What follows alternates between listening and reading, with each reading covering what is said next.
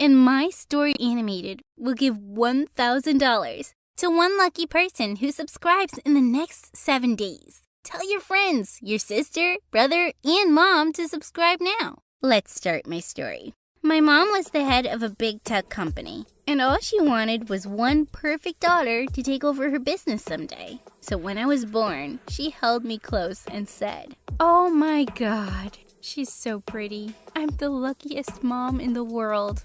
She was so happy that she gifted cars to all her employees. But a few months later, she discovered something that turned her love into hatred for me. I was diagnosed with a medical condition called alopecia universalis congenita. I could never grow a hair on my body, not even my head.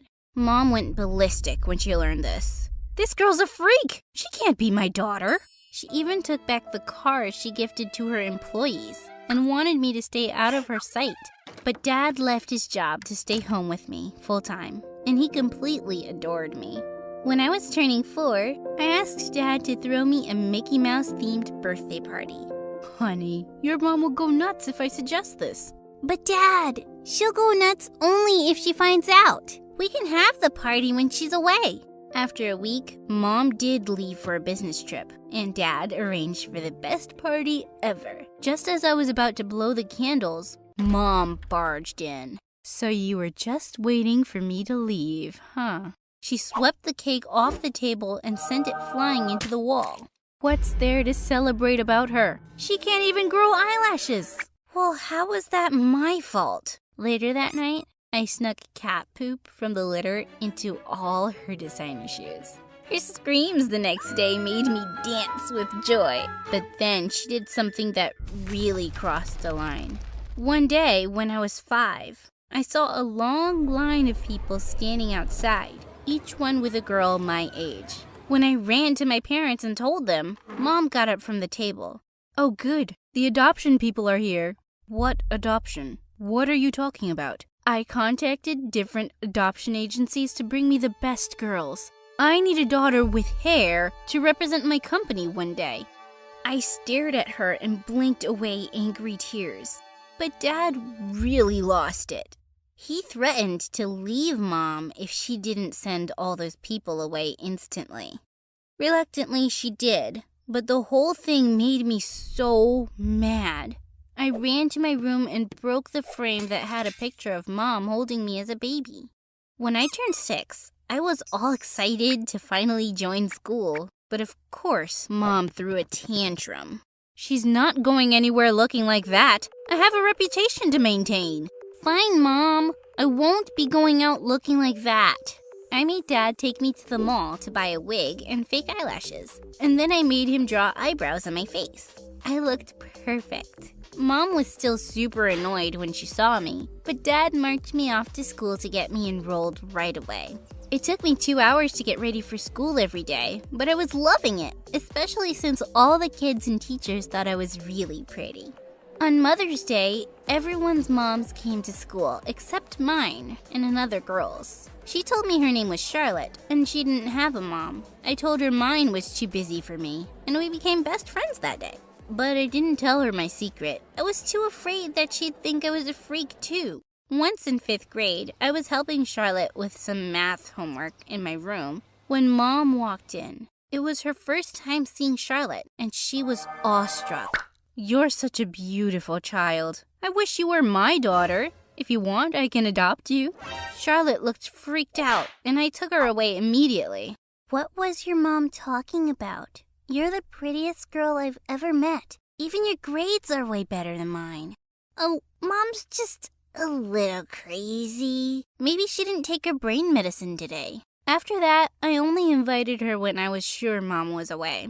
I managed to keep my secret well guarded, and by the time we reached 9th grade, I was one of the popular kids in school. I often wondered if people would be as friendly if they knew the truth about me. One day at lunch, a group of cheerleaders came over and invited me to a grand pool party.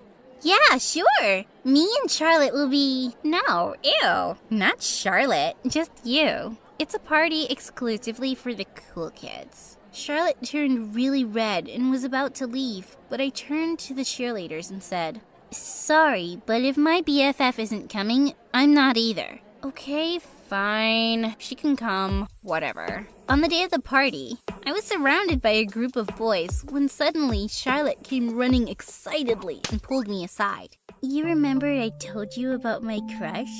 That new boy in my French class? He's here. How do I look? OMG, he's coming this way, Grace.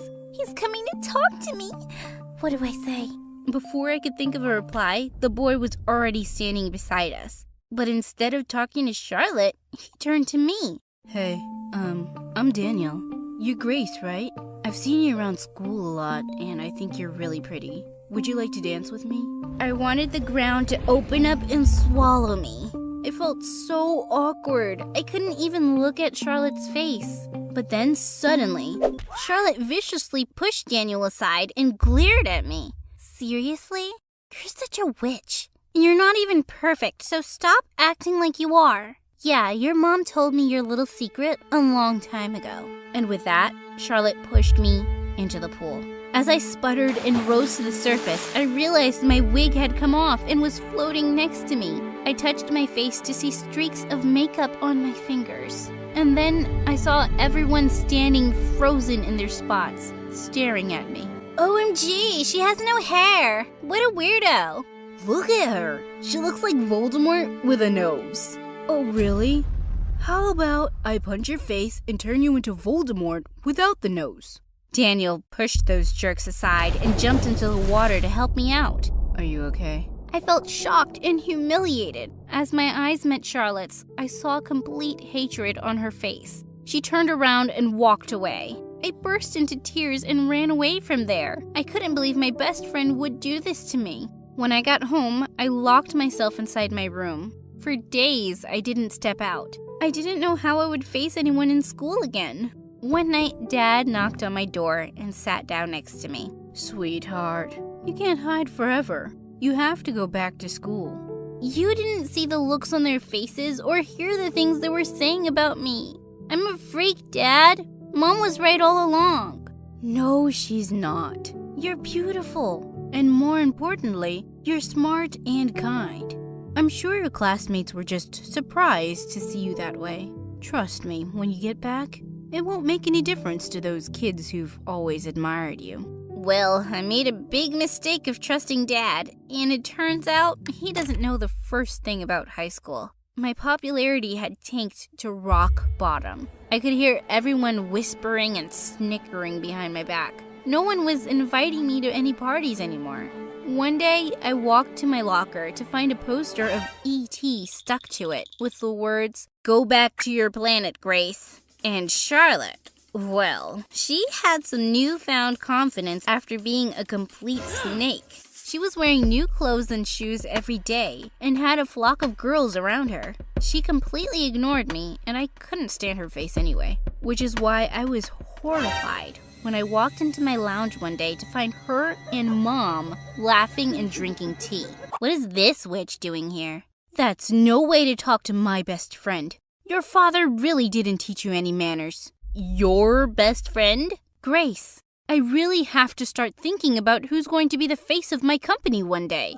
I mean, just look at that beautiful dark hair. Plus, Charlotte and I have always had a lot in common. Yeah, you're right about that, Mom. You're both awful people. And with that, I stormed off. A few weeks later, I was walking back from school when an older girl caught up with me. Ugh, maybe some bully from school. Hey, slow down. I want to talk. If you want to make fun of me, save yourself the trouble. I know I'm a hairless freak, okay? Wait, really?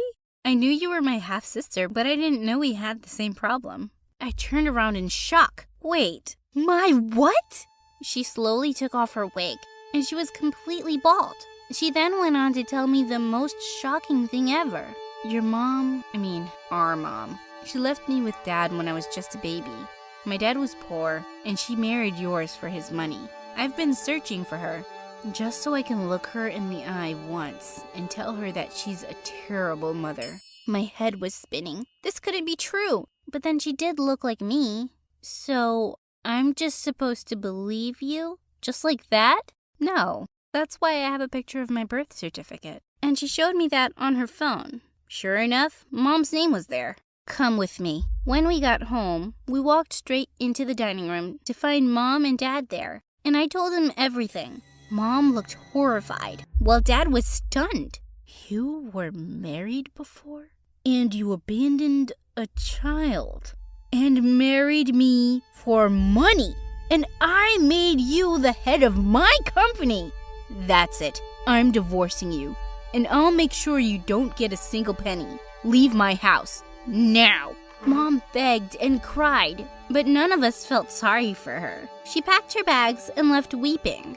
Just as she was driving out, Charlotte turned up. But Mom didn't even bother to stop for her. She's gone for good, Charlotte, and she doesn't care about you. You should go too. Charlotte suddenly turned to me with a desperate face. Please, forgive me, Grace. You're the only friend I've ever had. I'm really sorry for what I did. I just got jealous of how perfect you always were. All my hurt and anger bubbled over. Perfect? Do you think my life has been perfect with this condition? My own mom has always hated me. I didn't tell you, my best friend, because I thought you might reject me too. But you did something even worse. You betrayed me. Just leave my life. She turned around and left crying, and I never saw her again. That's because I decided to transfer to a new high school. I needed a fresh start. My half-sister Bella and I kept in touch after she left, and we grew quite close. That year on Christmas, she invited me and Dad for a family dinner. When I got there, I was shocked to see Bella walking around and greeting all the guests without a wig. And I had to admit, she looked really good. A little girl came up to me and said, "Are you my cousin Bella's sister? Are you special like her?" I smiled. Yes, I am. And from that day, I started to feel more comfortable with my condition. Sure, I still wore wigs and eyelashes in public, but I didn't feel the need to keep it a secret from my friends, or from anyone really. Oh, and about Daniel? We're dating, and I go out without my wig sometimes, and he loves me the way I am.